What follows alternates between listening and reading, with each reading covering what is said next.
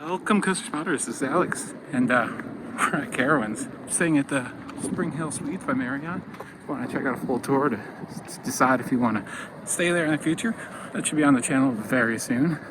But going over to Carowinds for the first time in about 18 months or so. First time for Winterfest. Of course, it never really interested me before this year because Fury was not available.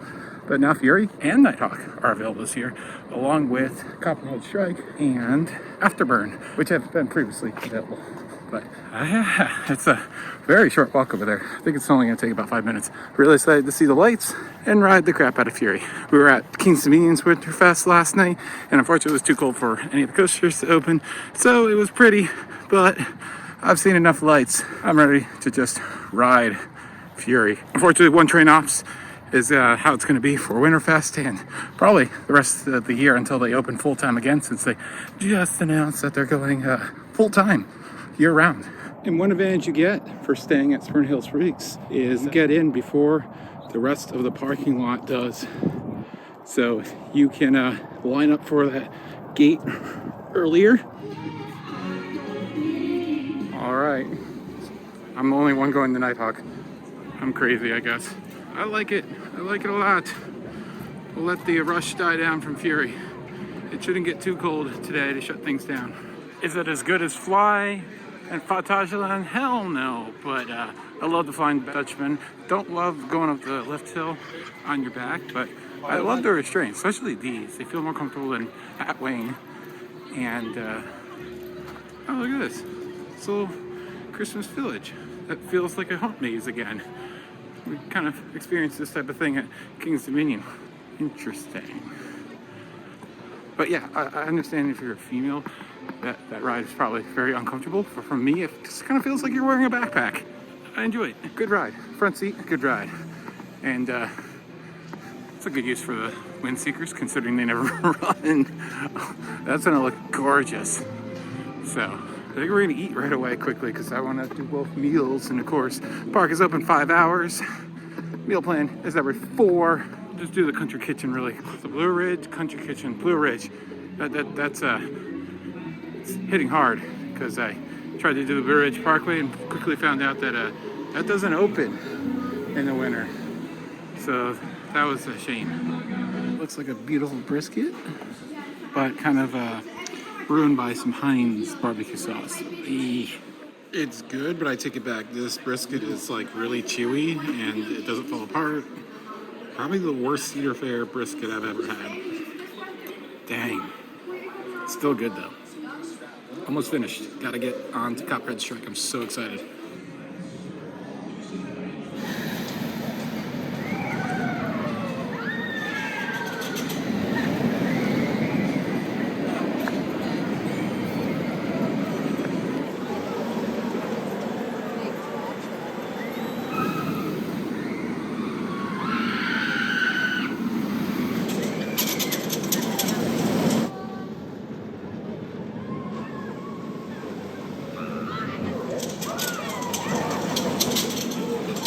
Wow, that is such a better light job than King's Dominion yesterday of their Copperhead Strike.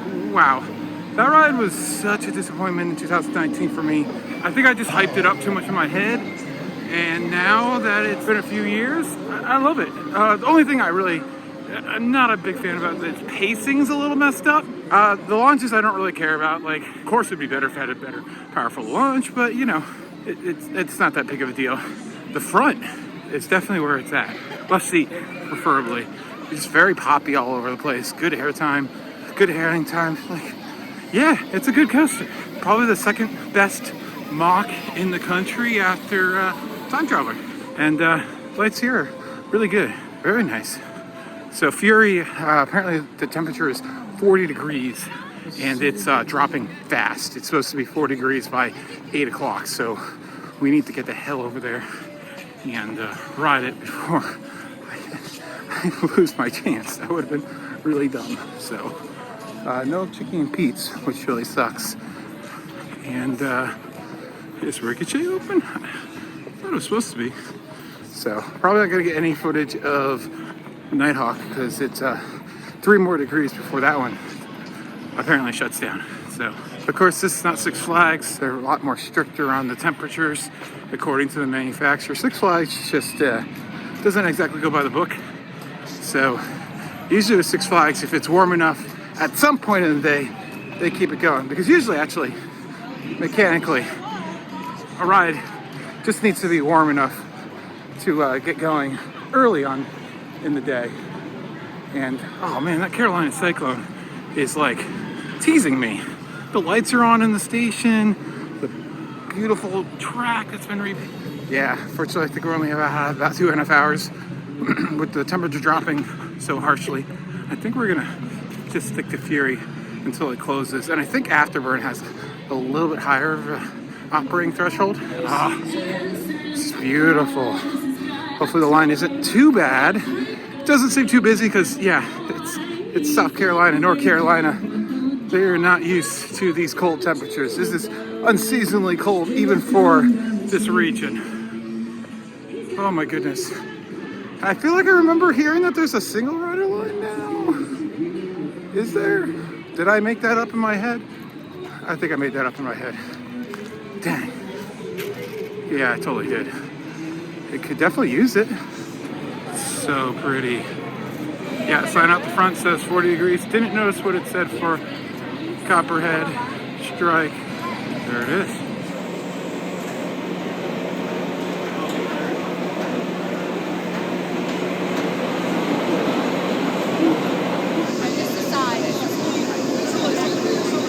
Love the hat and scarf, but they're both $26. So ouch. Fury front seat was incredible. Love this little Christmas tree here in the gift shop. And the ugly sweater for Jesus, $50. I love this stuff, but I don't need this stuff. What I do need is a couple of nanos. Look at this. You have a park escape now, and Thunder Road was the first one I ever got, and it got like destroyed since we had like no room in our house. So that's why I've never built any of my nanos. But anyways, Fury was incredible in the front seat. My like bulky jacket with those speeds of 90 miles per hour, like, you know, we've done Nitro, that's like 70 something miles per hour. Done a lot of hypercoasters, but like this is the first coaster I think I've done with all this bulk that is anywhere near this fast, and it was like acting as like a sail almost, like increasing the floater air time, like lifting. I could literally feel my upper body being lifted by the wind in my jacket. That was, Jesus, so fast, so good. Even though it's like 40 something degrees, this coaster is so elite. I think it's like my number 4 coaster, number 3 steel. It's got an hour line. I think I got to do it again because I think we're not going to have much of a chance after that.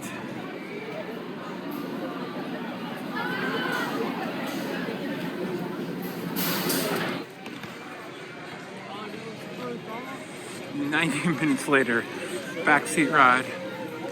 Definitely worth it. Still worth it. Well, row 8, close enough.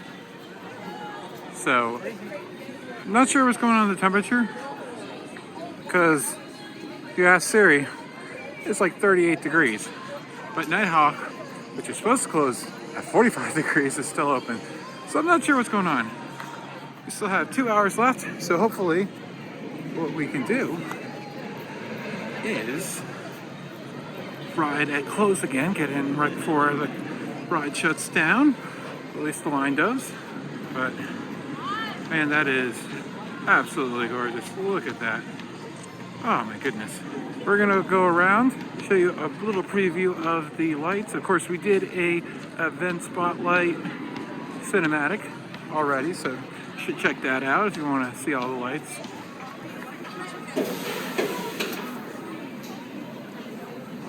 Carolina Cyclone, I believe, operates sometimes for Winterfest, but definitely not today, unfortunately.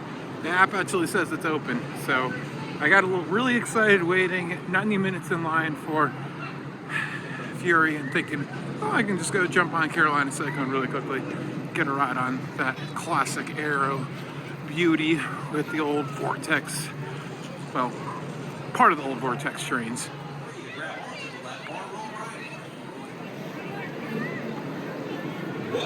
From the top of Fury, it seems like they've gone for mostly white lights for the majority of the park, whereas these few areas are the exception. We got some kind of show going on here, so I'm kind of like, oh, okay.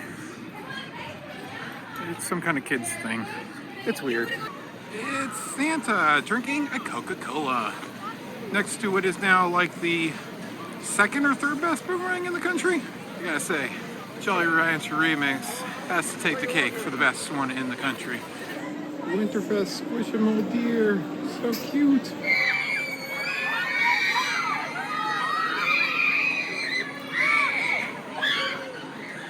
It is definitely gotten very busy in the meantime. The park looks absolutely fantastic. Like, I feel like this park does so many more trees than other parks do. Even King's Dominion, with as many trees as King's Dominion has, doesn't seem to fill the trees as much. Absolutely gorgeous how many Christmas lights they have.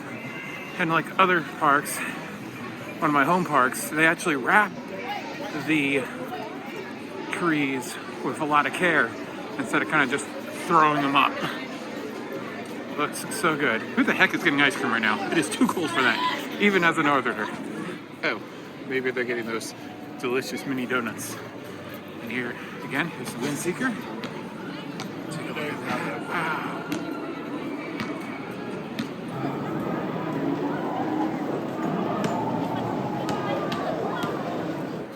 Here, B&M Beauty roaring in the distance as we pass Baby Jesus. So we have to pass a bunch of these creepy elves to get to the B&M. Okay. Please don't haunt me in my sleep.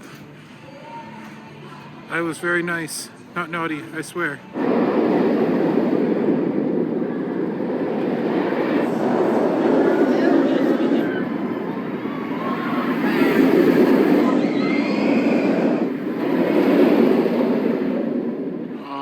Looks like we have a little bit of a mess to clean up right after our train. I didn't feel anything in the back seat, thankfully. But man, this B&M inverted coaster, what, $19.99 I believe it was? So freaking good. Like, I always forget about it for whatever reason, and there's no reason I should, other than not living too close to it. But yeah, just such a good layout, and at night, man, you keep getting lower and lower as the layout continues. So good. And whippy. Like, seriously, so good.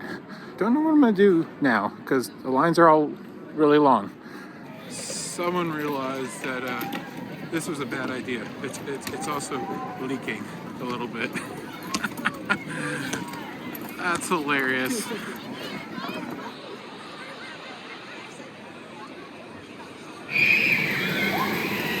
Welcome to Copperhead Strike. Riders must be 52 inches tall. Love the hanging lanterns in this section of the park. So pretty. And beer and snacks. I like how basic they are with that description. That's all you need to know.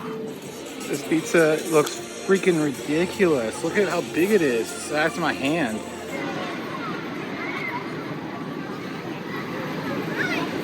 So I'm seeing that the Nighthawk line is already closed for the day. Like, that makes me worried about Fury. Oh my God. I'm just gonna go get in line for Fury, because hell to the no for missing a third ride on one of the best coasters in the world. I like that one train. Very colorful. Crap. I'm getting blocked by the damn parade. I hate parades. Looks like we can proceed pretty well though. Same close as King's Dominion. Identical to what we saw in Virginia. Looks like we can still get through for the most part. Hello. All right. Yep. All I want is for Santa to pass. It's not even Santa? What the nuts? It's Tinker. What are you doing, Tinker? Where's Santa? Tinker! Fury, freaking Fury. Holy crap. It's still so good. Is it running the best that I've ever had? No, definitely on warm day it's better. But like the second half, I guess it's running slow enough that the trim brake isn't hitting. So like the second half, the airtime is, I feel like, better. At the very least, you don't have that uphill trim that just feels like it sucks all the momentum out of the train. You know, it somewhat affects the ride. I'd rather have it be running slow overall and not have that trim. As stupid as that sounds. But 4 rides, got 2 more rides. That line really cleared out. And again, you know, Cedar Fair, what do I can say? I thought they would be closing things. There's a gingerbread house inside of that gift shop. I thought they would shut things down as soon as it got too cold, but they didn't, which is great. I mean, that's really good. But unfortunately, I did not know that. I'll know that for next time. Pro tip: if you really want to hit all the coasters really quickly, I think your best bet is to do Nighthawk, then do a quick Fury, go to Copperhead Strike, wait till that gets a little crowded, then go up to Afterburn, then head down the Carolina Cyclone for probably your only ride. Then chill, look at the lights, get some food, and then come back for Fury for close. That's if we make it back to Winterfest, which I hope I do, with my amazing wife, Ariel. I think that's the plan of attack for next time. So that is it. As I said, it was just a quick little visit as I was passing through the area, more or less. All right, thanks for watching. Hopefully you've liked this video. Consider subscribing, telling your friends, hitting that bell for instant notifications when videos come out, and a lot of exciting things coming up on the channel. So I really would hope that you would stick with me. Thank you so much.